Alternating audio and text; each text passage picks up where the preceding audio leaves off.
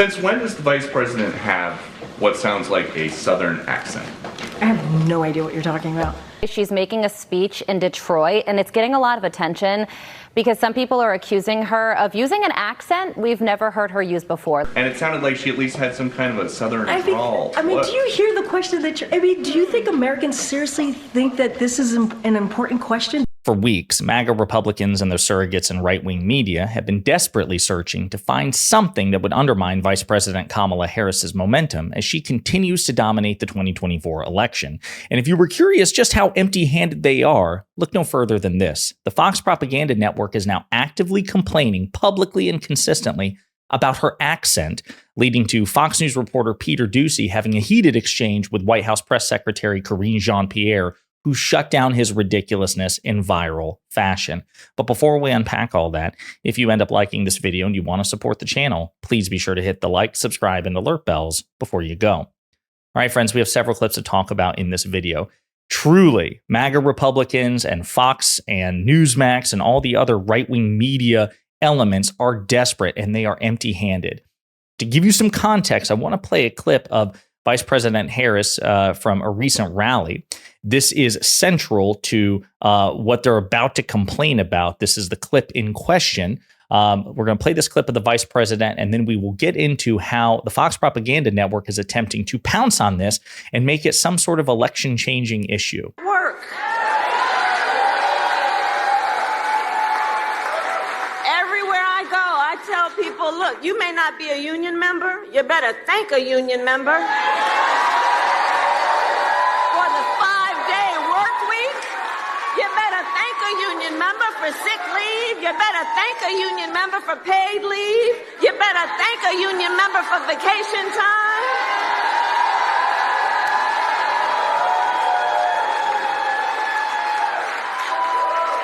Because what we know is when union wages go up, everybody's wages go up. When union workplaces are safer, every workplace is safer. When unions are strong, America is strong. We know what we're talking about. So the phenomenon that you're experiencing is called code switching. We hear it a lot from orators. You hear President Obama code switch quite a bit in his public speeches. The vice president does it. Black preachers do it. Growing up in the South, I know a lot of white people who do it too, who are not public or political figures. Okay, and we're going to get into some op-eds which discuss the phenomenon of code switching in the 2024 election. But the Southern sounding accent that she occasionally uses for affectation, for rhetorical emphasis, that is the subject of the following. Different topic. Since when does the vice president have what sounds like a Southern accent? I have no idea what you're talking about. Well, this is... she was talking about unions in Detroit using one tone of voice. Is this something that same you think... line. Okay, Peter. That she used the same line in Pittsburgh, and it sounded like she at least had some kind of a Southern drawl. do you hear the question that you're... do you think Americans seriously think that this is an important question? They care... You know what they care about? They care about the economy. They care about lowering costs. They care about health care. That's what Americans care about. So that's what they want to hear. This is something... They care about... Your colleague just asked me about... what basically we talked about, went back and forth about democracy and freedom. That's what they care about. I'm not even going to entertain some question about the president. It's just... Hearing it sounds so ridiculous. Well, but hearing it is... The question, I'm talking about the questions, is just insane. Is that how she talks in meetings here? I'm just... Peter, we're moving on. We're still moving around. Go ahead, Anita. Thanks. That is what Peter Doocy, the Fox propaganda network's correspondent to the White House, decided to talk about. All the issues going on in the world and in the country, all of the bad faith questions that they could ask about substantive issues, right? It would be bad faith questions, no doubt. That's what Fox specializes in. But at least sometimes they touch on, again, the economy, democracy. It's like, Peter, come on, man. You're a clever guy. You can construct gotcha questions and, sensational questions about things that matter. Karine Jean-Pierre, White House press secretary, she is correct that the vice president's accent, even if you're one of the far right watching this and finding it somehow annoying, number one, get a different priority. But even if that is your priority, the vast majority of Americans don't care about what accent a political figure has, what rhetorical flourishes they employ, particularly when they are harmless. But that is what Peter Doocy decided to devote precious time and his platform and his ability to convey questions to the seat of executive power. Not about the economy, not about democracy, not about Gaza, not about Ukraine, but about the vice president's accent. And what accent does she use in the Situation Room or in cabinet meetings? It's pretty pathetic. I mean, you can see he was almost frustrated that she shut him down. He reacted and he leaned back, probably because he knows. Again, Peter Doocy is not stupid. Although President Biden famously referred to him as a stupid son of a bitch about another ridiculous question that he asked the president a couple of years ago about inflation and whether or not inflation would be a political asset during the midterms or a political consequence. And Biden, obviously, inflation was going to be a detriment to the party in power. And Biden's like, no, it's a great asset. What a stupid son of a bitch.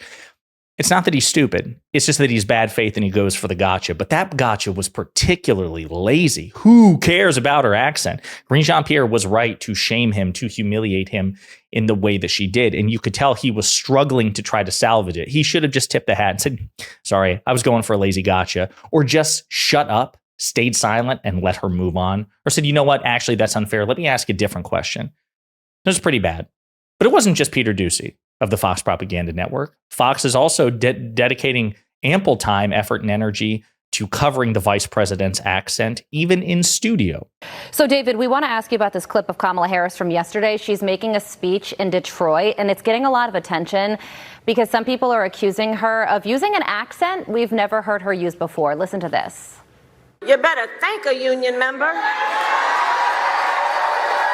the 5-day work week. You better thank a union member for sick leave. You better thank a union member for paid leave. You better thank a union member for vacation time. So she made that exact same speech in Pennsylvania a few hours later and did not sound like that. So what do you think about this? Should we be focusing on it? Yeah, you know what? Focus on it to examine or to at least see the fakery. She was in Georgia a week ago, and suddenly she had a Georgia accent. She goes from one to the other. You know, I flew yesterday, Carly. As I crossed each state, heading from New York back to Florida, my accent changed. I'm telling you, I had the Carolina accent. Minutes later, South Carolina. Then I was over Georgia. I mean, come on. I was going all over the place. I turned redneck at one point. I think I got that one in there, too. There she is in Detroit. She changed her accent when she was there in Detroit because she was speaking to a group that, you know, has that similar accent, and so she did the same. Did the same speech in another town with a different accent. So this is the headline on Politico. It says Harris puts her Biden balancing act on display in Pennsylvania. They were in Pittsburgh, and that's what she has to do here. Try to walk a fine line of separating herself. So you see, they really care about the vice president code switching, using an accent for rhetorical flourish, as many public, political, and religious figures have done of all races. Again, I as somebody who grew up in rural Kentucky, I have been in many situations where the accent would dramatically increase depending on the nature of the conversation and the participants and, you know, just the circumstances at play. It's not that big of a deal. As a matter of fact, even the Fox host in that second clip, she's like, should we be focusing on this?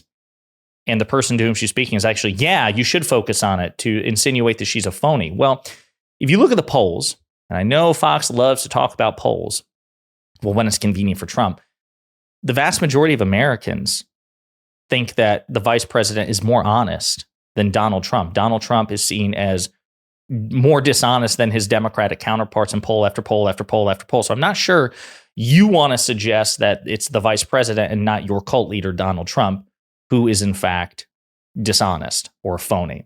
So John McWhorter wrote, Harris gonna code switch on August 15th, discussing this. Traditionally, linguists have bemoaned the fact that the general public knows little of what we do because the subject isn't taught in schools, but that's changed over the past 20 years or so as the internet and especially social media have been so effective at getting the word out. I've rejoiced to see the public becoming ever more hip to the fact that language always changes and that you aren't handicapping your child by raising them to be bilingual, that the way I just used them does not spell the fall of our republic. 20 years ago, I never thought I would hear the term code switching used as widely as it is now beyond the walls of academe. Code switching is perhaps best known in reference to alternating between different languages, such as English and Spanish. However, the same concept applies to different dialects of the same language, such as between a standard dialect and a colloquial one. But as glad as I am to see this, my heart sinks the way people are mocking Vice President Harris for code switching according to the audience she's speaking to. Barack Obama attracted criticism for doing the same things back in the aughts. I hoped we'd gotten past this. Harris does this readily. In an address in Atlanta responding to Lock Him Up calls about Donald Trump, she says the courts are going to handle that, later working up the crowd by referring in pep talk style to November. In a speech in Michigan, she mentioned, quote, we have fun doing hard work. Some of her switching is simply good old colloquial American, gonna, doing. But at other times, especially for heavily black audiences like the one in Atlanta, she switches into black English. And it goes on like this, discussing the phenomenon of code switching and its relationship with politics and why, again, it's totally anodyne what the vice president is doing. And I'm just so... Again, as somebody who has nothing but contempt for Fox as an institution, I'm just even thinking like, of all the gotchas and bad faith questions, like of all the ways you could nefariously use your power and reach and your talent for propaganda, this is what you're spending time on, really? So I go back to what Peter Doocy devoted his time to and how he was effortlessly smacked down by White House Press Secretary Karine Jean-Pierre for the stupidity and the presumption and just the ridiculousness. It's good that we're getting that. We're seeing that being called out. And I think it just reveals again how desperate and empty-handed the far right, the MAGA right, and the Republican Party are. So want to bring that to your attention if you haven't seen it by now. If you haven't yet, also please take the time to mock MAGA Republicans and the Fox Propaganda Network for focusing on this nonsense. And in the meantime, let me know what you think in the comments.